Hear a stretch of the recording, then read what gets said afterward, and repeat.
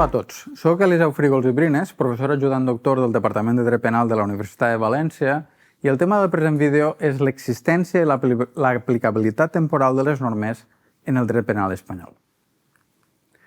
El canvi normatiu és una característica recurrent de tot ordenament jurídic, i l'ordenament jurídic espanyol no és cap excepció.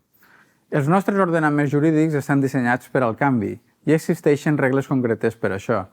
Aquestes regles, com veurem, són lleugerament diferents en dret penal, però els fonaments de les regles de successió normativa són els mateixos per a tot l'ordenament jurídic. Finalment, és necessari remarcar la importància de comprovar quina és la norma temporalment aplicable quan es resol un cas penal. Aquesta qüestió ha sigut recentment objecte d'atenció per l'opinió pública a conseqüència de la reforma dels delictes contra la llibertat sexual de 2022, també coneguda com a llei del només sí és sí. Però és quelcom que un jurista no ha d'oblidar mai abans de qualificar qualsevol fet penalment rellevant. Els conceptes bàsics relacionats amb l'aplicació temporal de les normes són dos: l'existència de les normes i la seva aplicabilitat temporal. Una llei temporal començarà a existir tan aviat com es porten a terme els procediments legals necessaris per a la seva adopció, que en el cas del nostre ordenament jurídic requereixen de la seva aprovació per les Corts Generals com a llei orgànica, la sanció reial i la seva promulgació, així com la seva subsegüent publicació al butlletí oficial de l'Estat. Amb aquest procés, la disposició legal, de la qual s'extrau la norma a la interpretació, passa a formar part de l'ordenament jurídic. Per tant, existeixen tres moments clau en aquest procés: la seva adopció per les Corts Generals, la sanció reial i promulgació i la publicació. Només el primer dels moments pot usar-se com a criteri coherent en cas de derogació per incompatibilitat, perquè és el més rellevant en expressar la voluntat ciutadana. Les normes es creen a través de la interpretació. En conseqüència, és essencial distingir entre formulacions normatives, les expressions lingüístiques que són la base dels nostres textos legals, de les normes, el significat extret d'aquestes expressions lingüístiques. La distinció és bàsica perquè vol dir que el canvi normatiu no sempre ocorre a través de processos formals legislatius, sinó que es pot esdevindre també a través de la interpretació. El que apliquem són normes, no formulacions normatives, i en conseqüència sempre és necessari tindre en compte aquest problema. L'existència d'una norma no la fa aplicable des d'aquest moment. Perquè siga aplicable, ha d'entrar en vigor, d'acord amb el que diu l'article 2.1 del Codi Civil. L'interval temporal entre la publicació d'una norma en el butlletí oficial de l'Estat i la seva entrada en vigor, siga de conformitat amb el que es preveu en la pròpia llei o de conformitat amb la previsió subsidiària de l'article 2.1 del Codi Civil, es denomina vacatio legis, un interval temporal la funció del qual és fer possible que els ciutadans prenguin consciència de l'existència de la nova llei abans que entre en vigor, la qual cosa els permet adaptar la seva conducta a les noves normes que seran aplicables en el futur. Una vegada una norma entra en vigor, la seva aplicabilitat es determina per la coincidència d'una acció concreta, la propietat d'una norma, que podria ser, per exemple, l'acció de matar en el delicte de domicidi, amb el període de vigència d'una norma a través d'un punt de connexió que, en el cas del dret penal, és la comissió del fet. Dels diferents elements examinats, resulta possible distingir entre aplicabilitat interna i aplicabilitat externa de les normes. L'aplicabilitat interna de les normes es basa en les propietats de la norma, els seus subjectes, les accions que descriu, les circumstàncies de la norma, que s'usen com a criteris d'aplicació interna. Per exemple, si una norma determinada estableix que el subjecte actiu de la mateixa ha de ser un funcionari, aquest és un criteri d'aplicabilitat interna perquè serà aplicable a tots els funcionaris. Algunes vegades, aquests criteris d'aplicabilitat interna poden usar-se com a criteris d'aplicació temporal o punts de connexió, quan les lleis no descriuen punts específics de connexió. Per exemple, com es determina quina llei serà aplicable a un contracte de lloguer signat en una data X? Si la llei no proporciona un punt de connexió específic, la signatura del contracte durant la vigència d'una determinada llei serà d'aplicació a aquest contracte. Aquest és un exemple de criteri d'aplicació intern usat com a criteri temporal d'aplicació. L'aplicabilitat externa, per contra, defineix el període en què una norma determinada ha de ser aplicada temporalment i existeixen diferents tipus de disposicions d'aplicabilitat temporal. En primer lloc, tenim la vigència, que s'inicia quan la norma entra en vigor després de la publicació i la vacatio legis i finalitza amb la derogació. De conformitat amb els articles 91 de la Constitució i 2.1 del Codi Civil, una vegada una llei orgànica ha estat aprovada per les Corts, degudament sancionada i promulgada, ha de ser publicada i entrarà en vigor en finalitzar la mencionada vacatio. La derogació marca la fi del període de vigència de la formulació normativa o de la norma, però no afecta a la seva existència.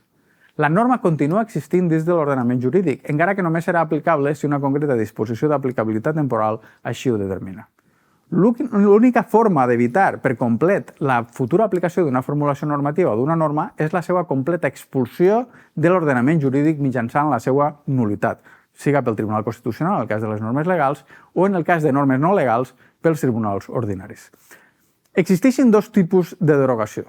La derogació expressa, per indicació d'una llei posterior o pel transcurs del termini de vigència d'una llei temporal, i la derogació tàcita o per incompatibilitat. Aquesta última afecta només a les normes i no a les formulacions normatives. Existeixen almenys 4 tipus de criteris d'aplicabilitat distingibles pel seu nivell de referència. En primer lloc, tenim les disposicions que estableixen punts de connexió temporal. Aquestes disposicions determinen quin ha de ser el punt de connexió per a determinar la llei aplicable, com per exemple les que estableixen com a punt de connexió el moment de comissió del delicte, per exemple en el cas dels articles 1, 2 i 7 del Codi Penal. Després tenim les disposicions d'aplicabilitat, que es caracteritzen per determinar l'aplicabilitat de les normes d'una determinada part de l'ordenament jurídic fixant un criteri preestablert, com és el cas dels articles 1 o 2 del Codi Penal. Poden entendre's com a parts d'un nivell superior de referència perquè, per a ser aplicades, pressuposen l'existència dels punts de connexió als que ja ens hem referit. En tercer lloc, tenim les disposicions transitòries. Són les més abundants i conegudes entre els criteris d'aplicabilitat i pressuposen clarament un nivell superior de referència en relació amb altres criteris d'aplicabilitat. Això significa que en cas de conflicte entre disposicions d'aplicabilitat i disposicions transitòries, aquest conflicte ha de ser resolt en favor de les disposicions transitòries. La diferència més important entre les disposicions d'aplicabilitat i les disposicions transitòries té a veure amb el caràcter de normes ad hoc d'aquestes últimes, i en el fet que aquestes últimes no es limiten a designar la norma aplicable, sinó que a vegades porten a terme una norma específica a aplicar. A banda d'aquest criteri addicional tenim una norma que s'adjunta a aquesta. En aquests casos s'ha de distingir entre el criteri d'aplicabilitat per ell mateix i la regla de conducta que l'acompanya. Per últim, tenim els principis d'aplicació temporal de la llei. Aquests serien disposicions d'aplicació general a totes les normes d'un ordenament jurídic o d'una determinada branca de l'ordenament jurídic, establint determinades orientacions per a l'aplicació temporal de les normes. La seva naturalesa és normalment la de principis, pel seu caràcter general, i se solen incloure a les Constitucions. L'aplicació d'una norma a actes comesos abans de la seva entrada en vigor es defineix com l'aplicació retroactiva d'aquesta norma, i la prohibició de retroactivitat impedeix la seva aplicació si la norma resulta desfavorable al subjecte actiu del delicte. També es pot aplicar una norma retroactivament a través d'un canvi jurisprudencial. Aquests canvis normatius, una vegada es té la certesa de que han ocorregut i del moment en què s'ha produït aquest, han de trobar-se subjectes també a la prohibició de retroactivitat de les normes penals, com per exemple es dedueix de la sentència Río Prada contra Espanya del Tribunal Europeu de Drets Humans. La prohibició constitucional de la retroactivitat de les normes penals és una norma constitucional que trobem a l'article 25.1 de la Constitució, que implica que cap conducta pot ser definida com a delicte o castigada amb una pena o una mesura de seguretat amb anterioritat a l'entrada a vigor d'aquesta norma abans del moment de la seva comissió. Aquesta regla té un àmbit d'aplicació en el qual existeix consens i un àmbit en el qual està sotmès a discussió. L'àmbit en el qual existeix consens és el que inclou la determinació dels delictes o dels elements d'aquests, així com les penes i les mesures de seguretat previstes per a ells. L'àmbit d'aplicació en el que es discuteix inclou les normes processals, la normativa penitenciària, encara que la sentència a la que ens hem referit, cas Río Prada contra Espanya, el Tribunal Europeu de Drets Humans ha reconegut que està inclòs dins de la prohibició de retroactivitat, i també la retroactivitat provocada per la jurisprudència, encara que, de nou, aquesta sentència ha reconegut la seva aplicabilitat a aquest àmbit. Junt a la prohibició constitucional de retroactivitat existeix també l'aplicació retroactiva de la norma més favorable. Hi ha hagut molta discussió en Espanya en relació amb aquest principi a resultes de l'entrada en vigor de la reforma dels delictes contra la llibertat sexual de 2022, però aquest debat no ha tingut en compte ni el seu fonament ni la seva naturalesa com a dret fonamental.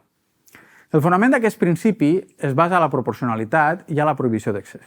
No obstant això no és suficient per explicar per què, si la norma es va considerar proporcionada en el moment en què el fet es va cometre, ja no es considera així més tard. La raó és que la proporcionalitat ha de ser considerada des d'una perspectiva dinàmica, en lloc des d'una perspectiva de caràcter estàtic. El motiu d'aplicar aquesta perspectiva dinàmica es deu a la finalitat preventiva del dret penal, que estableix la necessitat de castigar només quan té sentit per a la futura repressió de la conducta.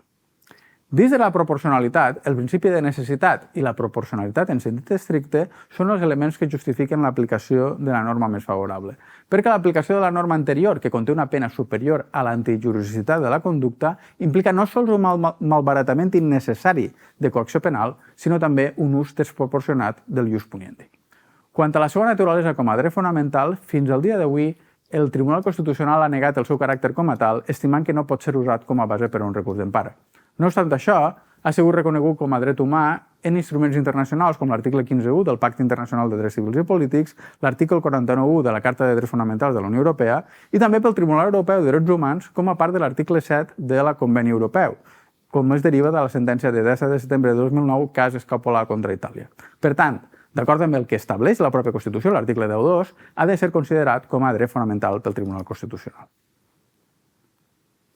Com s'ha esmentat, el Codi Penal té metacriteris immanents d'aplicació temporal, que trobem als articles 1, 2 i 7 del Codi Penal, i una norma específica que obliga a l'aplicació de la norma més favorable a l'acusat, article 2.2 del Codi Penal. Però les disposicions transitòries són normes especials i, si existeixen, han de ser aplicades en lloc d'aquestes metadisposicions. Això és important, perquè l'àmbit d'aplicació de l'article 2.2 del Codi Penal, conforme al seu tenor literal, és prou més generós que les habituals disposicions transitòries, perquè preveu l'aplicació de la norma més favorable fins i tot quan l'acusat està ja complint la condena i fins a la seva completa execució. És també important constatar que, conforme a l'article 2.2 del Codi Penal, la llei més favorable de les vigents ha de ser aplicada des del moment, des de la seva comissió, fins que la sentència ha sigut complida íntegrament. I es considera com a llei més favorable aquella que despenalitza les conductes o que introdueix qualsevol causa d'exclusió de la responsabilitat penal, incloent-hi la prescripció. Si el delicte continua existint i només canvia la pena, llavors s'hauran de comparar les penes. Existeix acord en què les penes de presó, i específicament la pena de presó permanent revisable, són les penes més greus, seguides de les inhabilitacions i les privacions de drets i finalitzant amb les penes de multa. En valorar la norma més favorable, s'han de valorar també les normes completes del Codi Penal en vigor en el moment rellevant, perquè existeix una prohibició de la denominada lex tertia com a conseqüència del principi de legalitat. En qualsevol cas, l'acusat ha de ser sentit a l'hora de determinar quina és la disposició més favorable. Hi ha una excepció legal a l'aplicació de la norma més favorable, que són les lleis temporals. Tanmateix, no existeix una definició legal de llei temporal, de manera que existeixen dubtes sobre el seu àmbit d'aplicació. No se sap molt bé si només comprèn els casos de lleis temporals en sentit estricte, com per exemple ho va ser el Reial Decret sobre l'estat d'alarma, o inclou també les lleis temporals incidentals, les lleis d'excepció o fins i tot les lleis penals en blanc en relació amb normes de complement de caràcter temporal.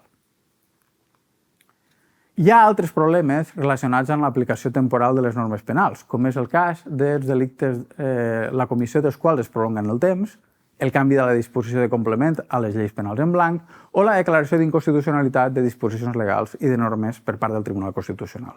Totes aquestes es tractaran en futurs vídeos. Moltes gràcies.